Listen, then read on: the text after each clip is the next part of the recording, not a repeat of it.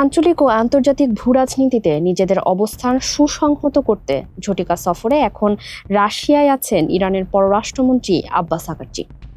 Saint পিটার্সবার্গে পৌঁছে তিনি রুশ প্রেসিডেন্ট ভ্লাদিমির পুতিন সহ শীর্ষ কর্মকর্তাদের সঙ্গে উচ্চ পর্যায়ের বৈঠকে অংশ নেবেন।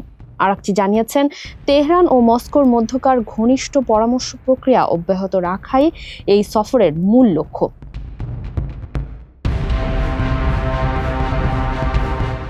রুশ প্রেসিডেন্ট পুতিনের সঙ্গে নির্ধারিত এই বৈঠককে বর্তমান যুদ্ধ পরিস্থিতির সাম্প্রতিক অগ্রগতি পর্যালোচনার একটি গুরুত্বপূর্ণ সুযোগ হিসেবে দেখছেন আরাকচি। তিনি দৃঢ়ভাবে বিশ্বাস করেন, চলমান অস্থিরতায় দুই দেশের মধ্যে কৌশলগত সমন্বয় অত্যন্ত কার্যকর ভূমিকা রাখবে।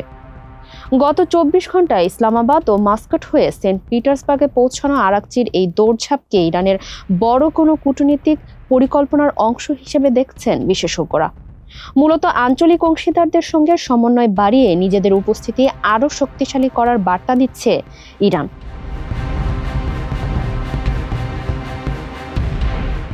সফরগুলোতে বিশেষ গুরুত্ব পাচ্ছে হরমুজ প্রণালীর বর্তমান পরিস্থিতি।